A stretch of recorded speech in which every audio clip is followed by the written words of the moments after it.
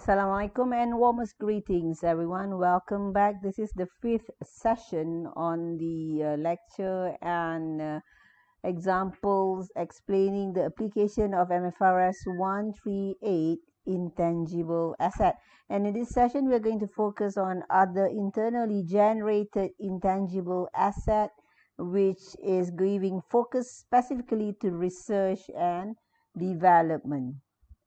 Under Mfrs 138, the Mfrs explains that in assessing whether internally generated intangible asset, like the research and development, in our case here, meets the criteria for recognition.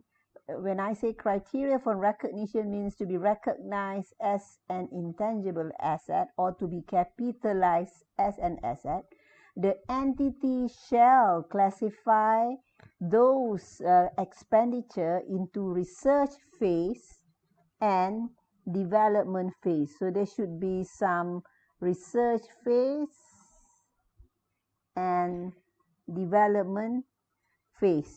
So there should be two phases, research phase and development phase. Before we start looking into that, let us look at the definition of research.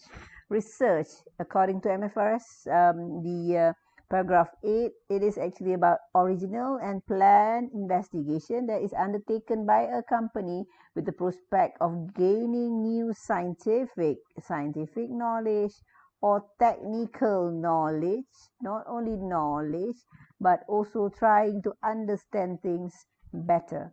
What are the examples? Paragraph 56 gives this. For example, those are activities which are aiming at obtaining new knowledge, activities for also the search or evaluation and the final selection or the application of research findings or other knowledge. Any search for alternatives. So if you are trying to make a search or trying to make a research, trying to find what is the alternative material for the material that you have, you're trying to come with another material, product, devices, processes, system, and service. So where in the future that activities that will later result in an internally generated asset with the hope that will give future economic benefits. But this research here is one of the earliest attempt to actually venture into the research and development phase. Formulation, design, evaluation, and final selection of possible alternatives. So you have 3 or 4 alternatives. You are trying to select the possible alternative of how to improve or to have some new materials, not only materials, maybe device, product, processes, or system.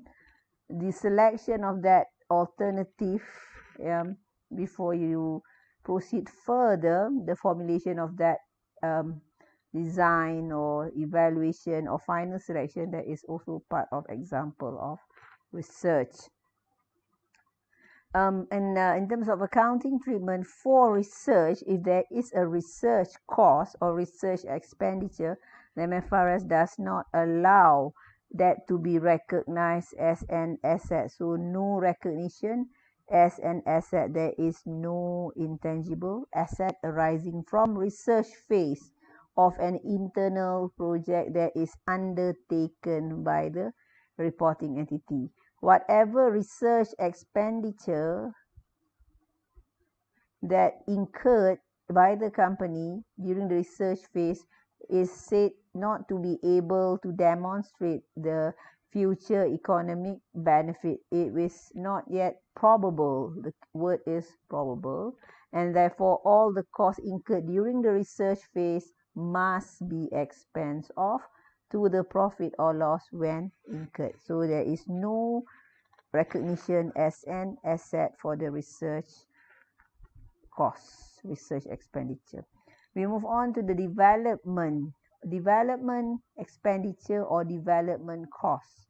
Before that, what is the definition of the word development?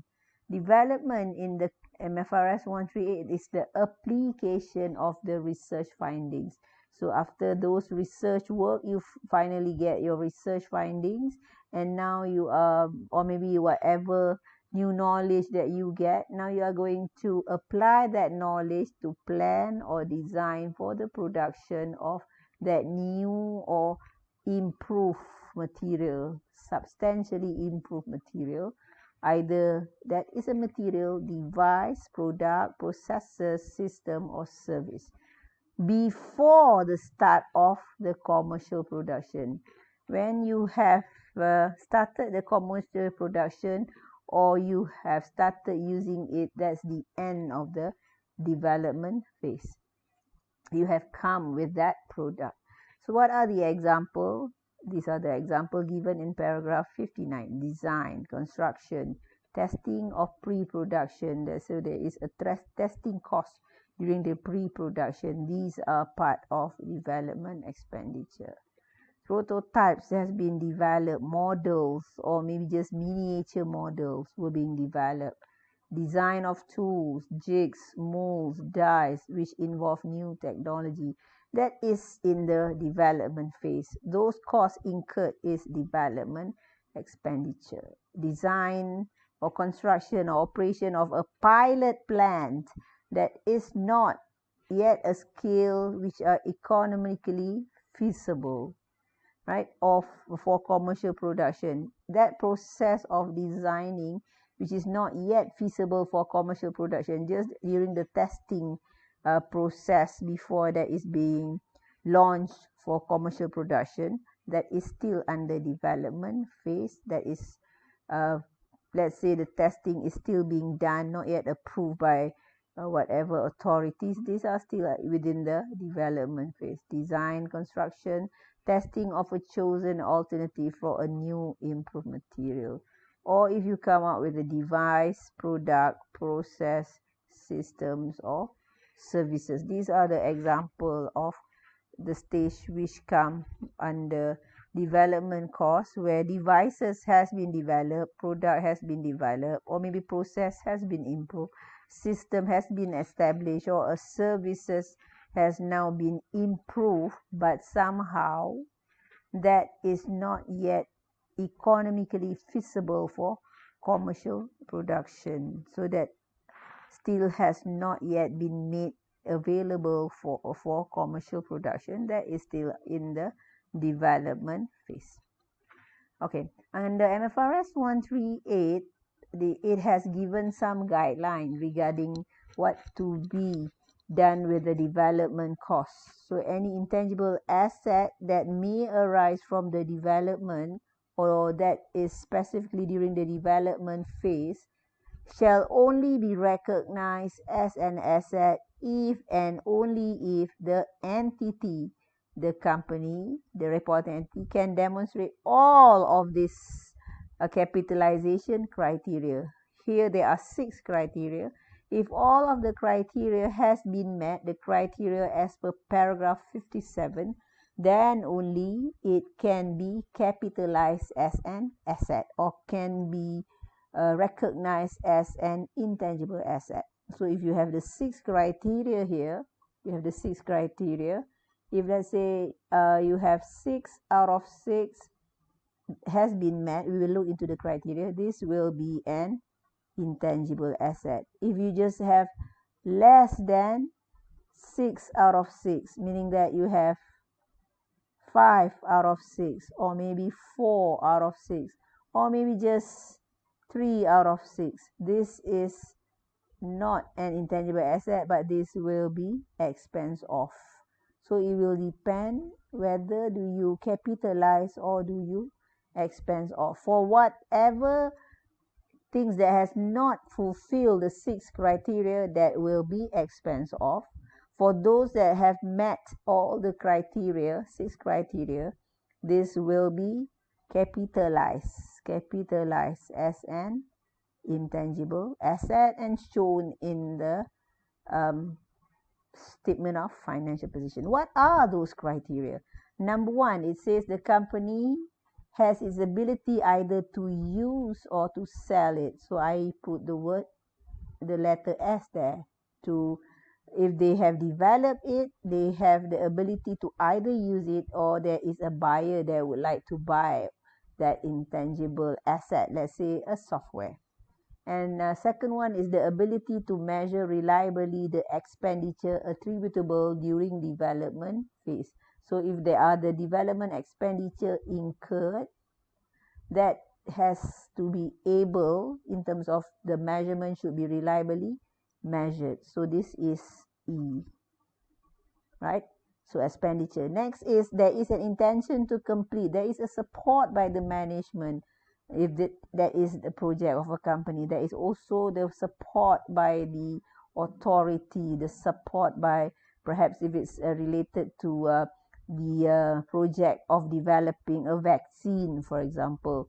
So that is a intention of that particular company to complete that research and development project. So if there is an intention to complete, C.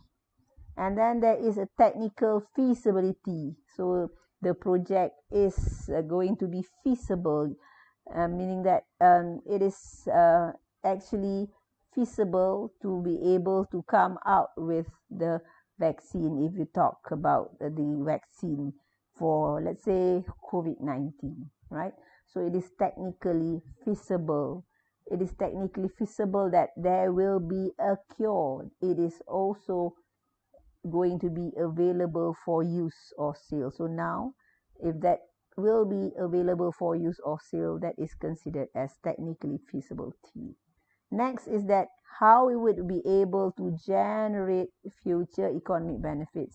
How? It is normally through that looking at whether or not entity can demonstrate there is an existence of future economic benefit by looking at whether there is a market for the output. So it's O. Output of what? Output of that an intangible asset.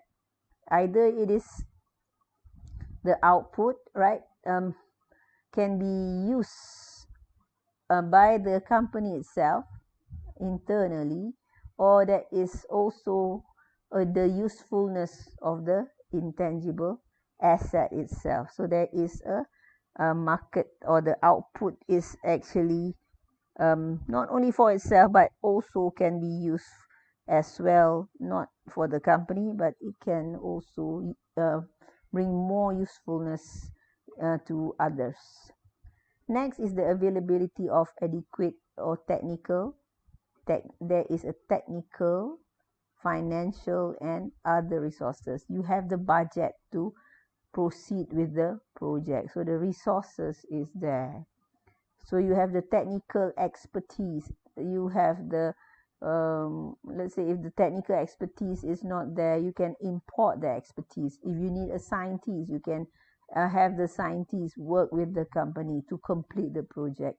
If you need the maybe the special talent from that particular, let's say we talk about engineer, yeah, and that is a product that needs some kind of special engineering work.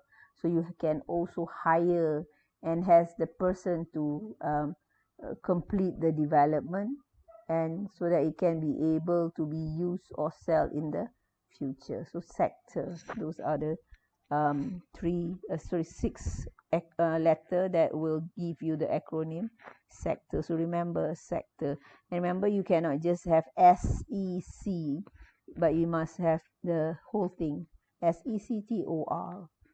You go now to the next part. This is some of the accounting treatment clarified in Mfrs 138. So you shouldn't recognize past expenses. If previously you have decided to expense off the development expenditure, you cannot later recognize part of the expenses as an intangible asset. So if your item was initially recognized as an expense, it shouldn't be recognized or capitalized as cost of intangible asset. When do you start capitalizing development costs? When? Capitalization of development costs starts or begins when the project is long enough in the process such that the future economic benefits of the research and development project or development cost can be capitalized if the future economic benefits is probable. For example, there is already a market for the project, right? And you have reached the stage or all the 6 criteria has been fulfilled. That is the most important thing. It must fulfill all the 6 criteria. However, for exam purpose, normally that 6 criteria may not be, be able to be identified, all the 6.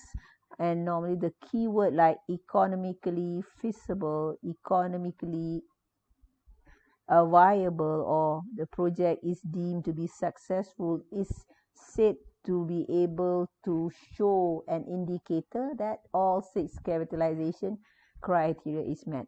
However, for the real life practice, right, this is actually things that really need to be scrutinized by the board of directors and need to be able to being ascertained as detailed as possible, right?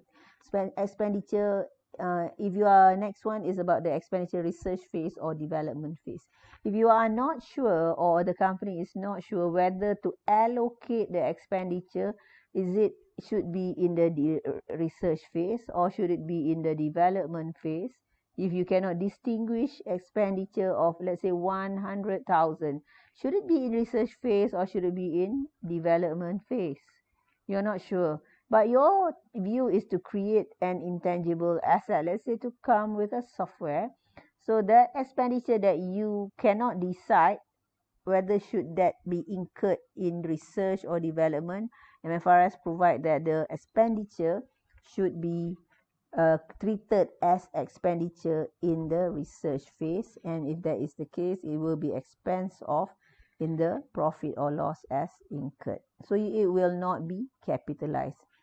Next is that development expenditure, once it is being capitalized, meaning that when you capitalize development expenditure, you will, let's say, debit development cost and you will credit bank. Let's say that was for 1 million. And these are the capital, and if that is the one that you capitalize, 1 million, and when you amortize, let's say over 10 years. So if that is amortized over 10 years, every year for the amortization, that will be 10 divided by 1, it will be 100,000. So that amortization will only start, or the development expenditure or development cost should only be amortized over estimated useful life, in this case was 10 years, when the asset is already available for use. If it's not yet available for use, no amortization. So this is similar to the separate acquisition, where when the asset has reached its intended purpose, right, prepared for its intended use, we start the amortization. Here, when the whatever creation of intangible asset is already available for use, amortization will start. These are some of the costs of the internally generated intangible asset that normally involve in research and development. So it will comprise of all expenditure that is directly attributable to research and development activities. You can refer paragraph 1 to 7, and this will comprise of directly attributable costs which are necessary to create, produce, prepare the asset to be capable of operating in the manner intended by the management or available for use. These are the things that can be capitalized, meaning that that will be shown as an asset. So these are the things that will be shown in the statement of financial position under non-current asset, and you will have your development expenditure or deferred development expenditure. So that is going to include all these directly attributable costs that are listed here. So you can look at what the example given here: cost of material, the services used to or consume in generating the intangible asset, cost of employee benefit, material being used, services uh, arise from the generation of intangible asset, fees to register a legal right, uh, maybe to register a patent, to register a copyright, to register a license, and also the amortization of that particular license or patent that are used to generate the intangible asset. These are included in the capitalization of intangible asset. Next, that is under paragraph 66. So if you have some interest element, that should be accounted under MFRS 123 borrowing costs. These are the costs that shouldn't be included in the development costs that is being capitalized. So basically, these are the costs that must be expensed off. So these are the component of cost that shouldn't be capitalized, or the one that must be expensed off. So the first one is the selling and admin and other whatever overhead costs. Let's say the identified inefficiency costs, some initial operating losses that may be incurred, expenditure to train the staff, right? To operate the asset. All this shouldn't be included in the costs that are being capitalized. This must be expensed off as incurred. Now we move on to the last part. So if you would like to have an application of example of this, you can check out my video. Go and check out my video in the playlist. There are several examples of that relates to the work example for development costs and research costs as well. So go and check that. Now we move on to derecognition. Derecognition is when the intangible asset is being removed or eliminated from the statement of financial position. These happen normally when it will happen on disposal or when no future economic benefits are expected from its use or disposal. When I say disposal here, it can be by way of the asset being sold or donated to others, being sold off, you sold the asset, or maybe being donated, or maybe let's say you enter into a finance lease. So this means that you need to go and derecognize the intangible asset, go and remove them, exclude them from the intangible asset list. And the rule for derecognition is the same as per PPE, the same, where you will use the same rule. No future economic benefits are expected from its use or disposal. This is the second situation where you can also derecognize. This normally happen when the asset is permanently withdrawn from use. You no longer use it, or it is being retired. And any gain or loss arising from the derecognition will need to be determined, similar to MFRS 116, but here it is in paragraph 111 in MFRS 138, where it should be the difference between the disposal proceed with the carrying amount. So if there is any difference, if it's a gain, that should be recognized in the profit or loss as an other income gain, and if it's a loss, it should be expense off when the asset is being recognized. And the gain shall not be classified as revenue. It is not a revenue. It should be not shown under MFRS 15 as a revenue. And on disposal or retirement, or when the asset is permanently withdrawn, right, what if you have that asset using revalue, it is a revalue asset that use revaluation model during subsequent measurement. Whatever balance in the surplus will be transferred directly to the retained earnings. So if you have any balance, the balance will be transferred from the reserve and that is being credited to the retained earnings. This is similar to Mfrs 116, and the surplus on revaluation is considered as realized. The next one is that any credit balance in the revaluation surplus will also be transferred to retained earning as a reserve movement and not credited to the statement of profit or loss. So similar treatment to MFRS 116, and this will be reported in the statement of changes in equity. The next part is on the presentation and disclosure, looking at what are the requirement for presenting the intangible asset. It should be put into the class and distinguish between internally generated intangible asset and other intangible assets. So you need to show which one is from separate acquisition, which one is from government grant, which one is during acquired through exchange of another asset. So these are all the things that must be disclosed. You can read that, take your time to get used to the requirement for the disclosure. So go through that. What are the things that are required? And specifically, for example, for indefinite useful life, these are some additional disclosure required. If it's a material intangible asset, these are things that must be required.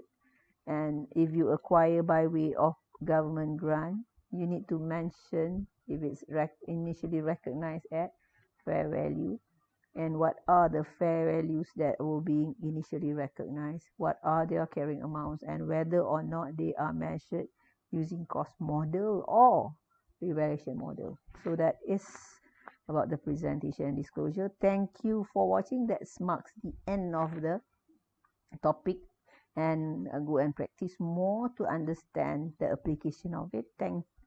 And I'm going to end this, and thanks for your attention. Thank you for your attention, and I'll see you when I will see you.